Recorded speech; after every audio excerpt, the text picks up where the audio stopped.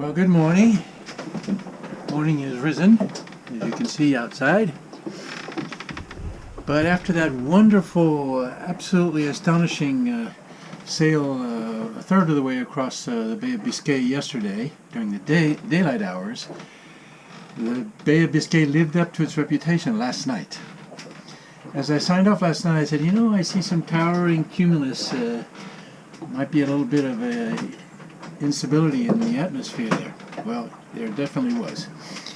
About 2 o'clock in the morning, that wind that had been between 10 and 15 knots at sunset was 25 to 30 knots. And the sea, which was fairly calm, rose to 2 meters. It was hitting me broadside. It was rolling like this with the waves. It was a really tough night. So, first thing I did was I put in the second reef on the mainsail. And that wasn't enough, so then I reefed the Genoa as well. That wasn't enough either. Finally, I completely furled the Genoa, so I had no headsail out, and 2 reefs in the mainsail, and I was still doing 7.5 knots. Wow, rock and roll. So it was a long night, not one for a great deal of sleep, but as the morning came, everything calmed down again, and there's a nice, 10 or 12 knots out there. I'm doing 5 knots with still having the second reef in the mainsail. I did it at 6 o'clock this morning. I put the Genoa back out, so it's going very nice. I hesitate. I don't know if you'll be able to see this. I hesitate to take the reef out of the mainsail, the 2 reefs out of the mainsail, because as you can see on the horizon there, that's a squall line. That's a squall line, and those things, they look docile. They look like there won't be too much coming from that, but as it approaches you, the wind will double or triple, and so really quickly 10 knots can go to 30 knots, 25 to 30 knots, and 15 knots can go up to 40 to 45 knots. So I think I'll be a little bit cautious this morning, and I'll wait till that squall line passes, and then we'll see what we can do after that. But well, I'll give you an update on things later. The autopilot is working fine. That might be something that's surprising people, is that solo sailors don't spend a lot of time sitting at the helm or the bar or the giving steering instructions to the boat. We have autopilots that work just fine. Many people on long passages use a wind vane that uses no energy at all. It's the wind that adjusts it. The precision of the course keeping is not as good, but it uses 0 energy, and you don't have to sit there all the time when it's freezing cold and wet and windy. Now, when the storm really kicks up and the waves, there's a technique for riding waves that you have to master so that you don't get turned sideways and knocked down. But other than that, I rarely touch the helm. And since I left port yesterday, a grand total of 20 minutes, to turn into. Well, I spoke to you 10 minutes ago, and in the background you can see that what looked a fairly docile looking squall line, it looked very pretty early in the morning. It was only 10 minutes ago, and I told you at the time it was about 10 knots of wind, and I was doing about 5 knots. Well, obviously I'm not going to outrun the squall. You can see what it's doing here now. 25 knots, 20 to 25 knots. And I completely furled the Genoa, and I'm still doing 7.6 knots speed over.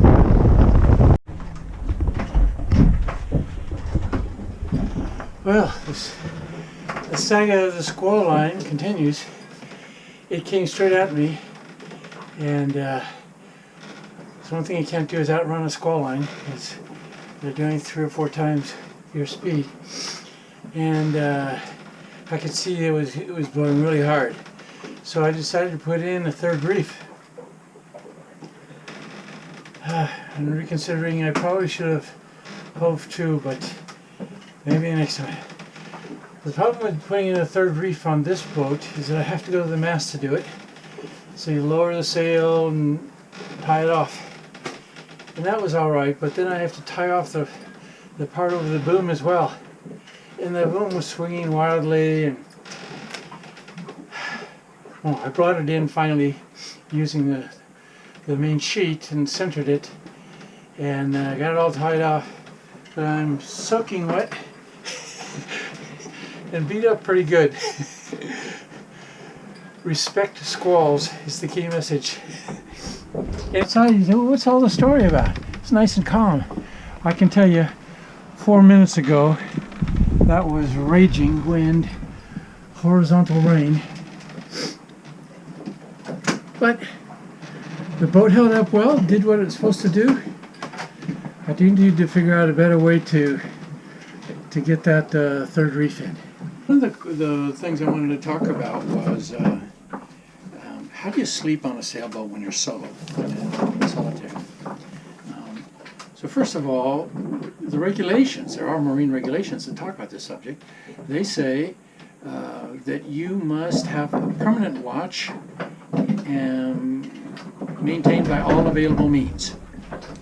So there are intelligent people who say that solo navigation like I'm doing, or like those guys who race around the world in solo as well, that should be illegal, you know. And fortunately, I mean, those are intelligent people.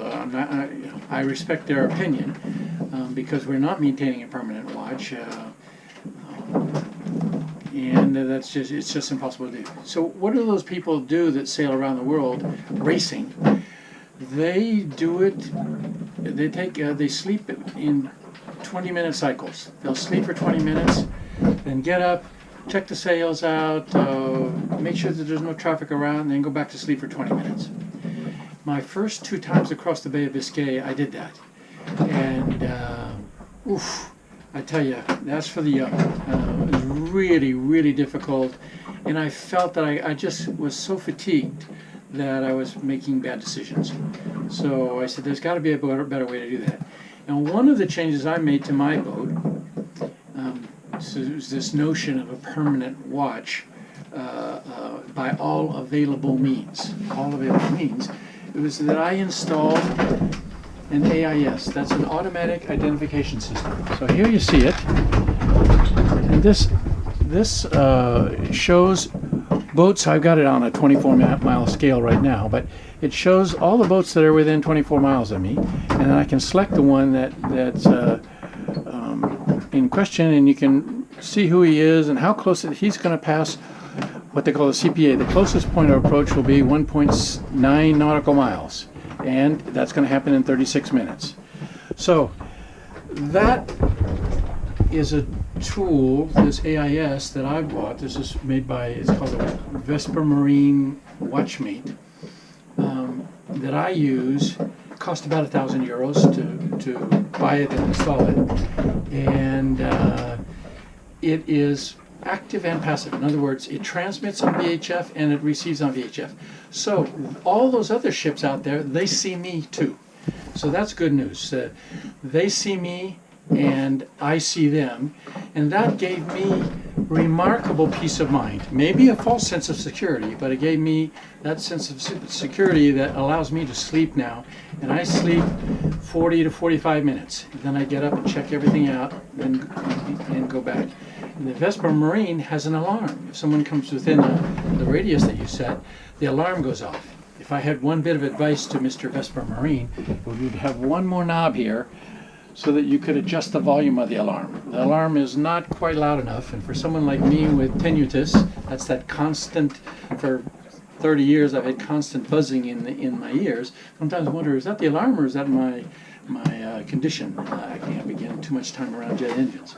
So anyway, this gave me the peace of mind to sleep longer, not a whole lot longer, 40, 45 minutes. Then I get up and I check everything out, and then I go straight back to bed and I sleep another 45 minutes, and then I get up and I look all around again and do that same drill. Unless there's traffic around, and then of course obviously I have to I stay up and I watch make sure that the traffic passes carefully. So that's how I do it. Another thing that I do that helps me on a lookout is, before I leave that subject of the AIS, it's mandatory for commercial vessels to have that, for large ships, cruise ships, cargo ships, even fishing boats. Now, it's been said, and I've heard it, I don't know if this is true or not, but that fishermen often turn theirs off because they don't want their competition to see where they're fishing. Kind of defeats the purpose of for the security, but I can understand their need for confidentiality. The other people who don't need to have one are small sailboats like myself. But I figure that there's most of the other sailboats are out there have crews of 4, 5, 6 people on board, and they've got 2 people freezing their buns off out on the deck next to the helm, doing a good lookout. And of course I keep my lights on. I turn my lights on. I don't try to save battery that way. So that's what I do for the electronic part of by all available means, maintaining a permanent watch. The other thing that I do is, whenever I'm doing coastal navigation, that's hopping from port to port, not crossing blue water sailing, along the coastline, I take down the spray hood. That's that blue. It's up right now because I'm out in blue water, and it's nice to have that protection from the wind and elements. But when I'm close to land or in a heavily trafficked area, I take that down, and it allows me to see ships better. And since I'm only one person, I have to maximize every opportunity I get. And the other thing that it allows me to see is not only see ships, but I see these fishermen pots. And I'll show you, before we arrive in Spain, we will certainly cross some. Every sailor's nightmare. I'll explain what those fishermen pots are later. That can ruin your whole day. So that's how I do it. Vesper Marine, I sleep 40 to 45 minutes. I've got an alarm on, and I do everything I can to maximize the visibility. Okay, sleep on board. Being alert and aware and able to make good decisions is important. I don't think that the 20-minute cycle, perhaps for someone my age, just doesn't work. I tried to do that and I just felt terrible. So I like this system that I've done better. And if any of you are considering doing long passages as a solo sailor, I'd really encourage you to buy some kind of an AIS that's both emitter and receptor. That's very, very important to have the transponder working in both directions. Okay. À tout à l'heure. Squall line, the graine is what the French say, a graine. And you can see behind me, blue skies, sunshine, lovely day. It's really nice. In fact, there were some dolphins here just a couple of minutes ago. So there they are. He's still here. Wave at him. They love to play around the boat. The thing there in front of us out on the horizon, that's what we just came through. And there's some others that are there farther out that direction that I don't think are going to be a factor for me, but I'm a coward. So I've just put out a sliver of my Genoa. That's heavily reefed, and I still have the third reef in my mainsail. So the mainsail is very small compared to what it normally is. So I'm not advancing very fast right now. You can take a look. I'd say 3 or 4 knots. That's what it is, 3.5 knots. And that's fine for me until I see what this ugly weather that's out in front there. I'm hoping it's all going that direction. But that's what I thought this morning as well. And it's like the stock market. Never argue with a squall. You lose every time. Oh yeah, I never really did show other parts of the boat. This is the winch for my mainsail, and it's on both sides. This is a clever. You don't see this very often. They call this the German system, named after the Germans in the America's Cup some, I don't know, 50 or 60 years ago. Did their main sheet this way. You can sheet in or ease from either one, so because it's a continuous loop, which I find very convenient. At first I thought it was a little chintzy, I don't know, but I came to really like it, and now I think I would ask for that in my next boat. These are the winches and the sheets for the Genoa. This is the lazy one not being used right now. And this is also, this winch here is electric. So if need be, the reason I like that is the safety factor. Is if I fall down the hatchway or something and I break an arm or something and I really can't crank in the sails, I can always use the electric winch. And I can bring the halyards and everything to that electric winch. So that's why I keep it, and like I say, I hardly ever use it. It is good though, by the way, when you have to go up the mast. It's a lot more fun than cranking, so that I use for that. Now some of you purists may say, why do you have your fenders still out and hanging off the side? And I know it's not very nautical and all that, and if I were going on a long passage of you know, a week or so, I would take them off and put them below. But the problem with all that, when you're alone, when you're a single solo sailor, when you come into port, then you have to put everything back out again. You know, you're all by yourself. You put the autopilot on. You just lowered the sails and furled the Genoa, and you're huffing and puffing a bit from all that's involved with that. Then you got to go and put out. I actually have 9 fenders. You have to go and carry 9 fenders, and those are heavy, by the way. You have to carry 9 fenders up around and tie them all off.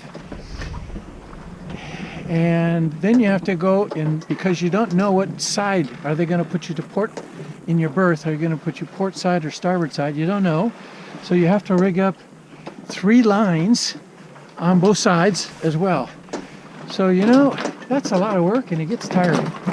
So although I used to be a purist and make fun of guys when I saw them hanging their fenders over the side still and they're out at sea, I say, oh, those are landlubbers.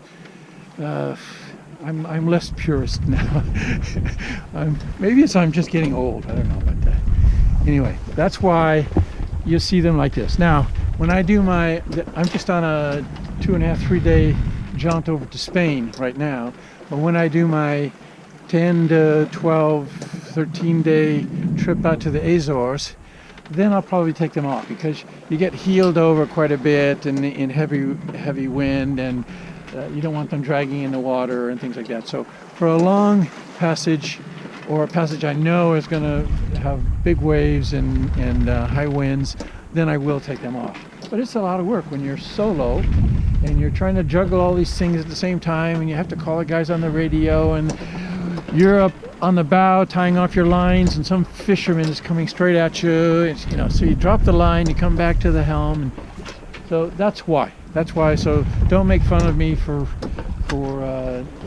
not having the tidiest boat possible in terms of how I treat the fenders.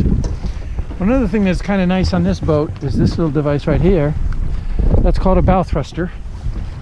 And one of the hardest things about sailing is actually not sailing, it's the port maneuvers. It's arriving in a berth and leaving a berth. And a bow thruster is a little propeller that's mounted in the bow, and I push that, and that pushes the bow to port or to starboard, and that's really helpful. It's really helpful when you're solo and you're struggling and there's a high wind at 15 or 20 knots and you're trying to leave a tight berth and there's other yachts all around you and you're, geez, I don't want to run into those guys. It's nice to have. It gives me some mental insurance. I don't use it that much, but the times I have used it, I was really glad it was there. So again, it's an expensive thing to put on a boat, but I think it was well worth it. up here, just forward of the hatchway, is the life raft. In France, if you go beyond 6 miles of the coast, you have to have a high sea version. As far as I can tell, the only difference between a high sea version and the coastal version is that there's a double bottom in the high sea version. So that's one of these life rafts, a big rubber thing, has a hood over the top of it to protect you, and there's some food and rations in it. They cost about, I bought a small one. I bought the 4-person one. Most people buy the six-person version. So if I ever invite more than 4 of us on board at the same time, that it might be a bit of a fight, like the Life of Pi, as to see who gets into the life raft. Anyway, so I bought the version with 4 people, and it cost, I think it was just under 1,000 euros, and you have to have them inspected. They do a test on them every 3 years, and that test cost 500 euros. So these life rafts are quite expensive, but hopefully it's a piece of equipment that will never ever be used. One of my friends said, "Why did you buy the 4-seater life raft rather than the 6, Patrick?" And when I used to be a fighter pilot, we wore our life raft, we sat on it, and it was part of the seat. If we ever ejected, it went with us. My life raft was the size of a bathtub. So I'm used to having small life rafts. We're coming to the end of the second day, a full day of sailing, and the start of the second night. Whereas yesterday was pretty much perfect in terms of sailing conditions, with the wind 15 to 20 knots, quartering tailwind. It doesn't get any better than that. Today was a bit of a disappointment, and it didn't at all meet the forecast. The forecast was again for 15 to 20 knots, the wind veering a bit to the east, but I didn't have that. Until about 11 o'clock this morning it was fine, and then from 11 o'clock until now it's been 7 to 10 knots, and that's just too slow. In fact, if you hear a rumbling in the background, it's because the engine is running.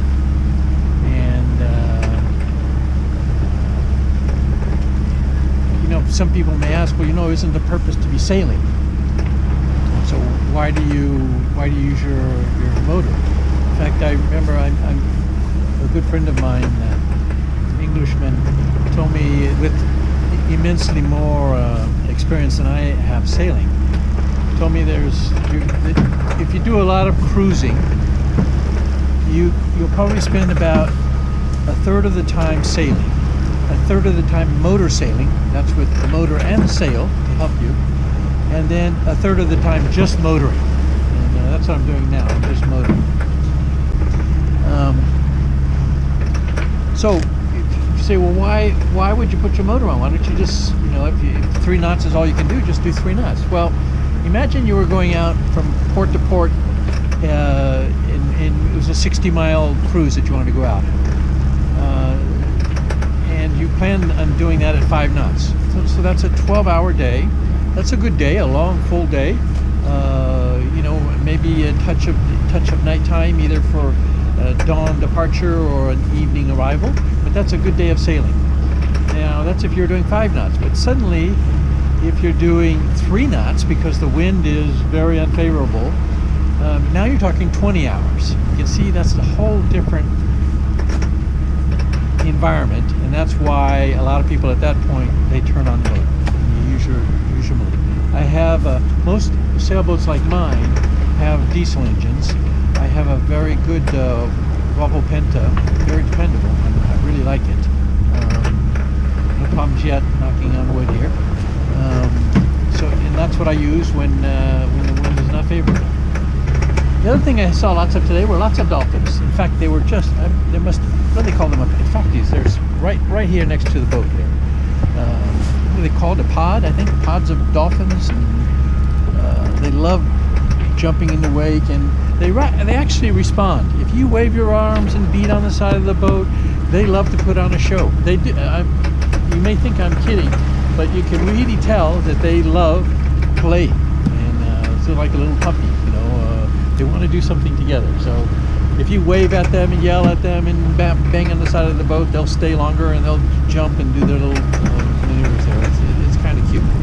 I didn't see any whales today, which is a bit of a disappointment, but I know nothing at all about their migration patterns, so that those whales that I saw last year when I went across the Bay of Biscay, they may be doing whatever it is they do in some other ocean of the world. Let's hope so, and that they're not in some Japanese whale research boat doing the slaughter of this wonderful, magnificent species.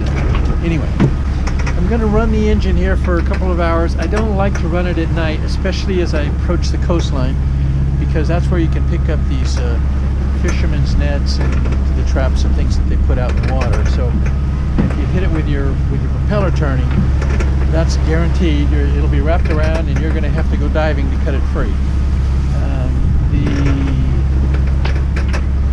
So I prefer not to. When I get closer to the coastline, I'll probably put the sails up, even if it means going very slow. That's just the way it is. That's what sailing is about. So I don't want to take the risk of picking up some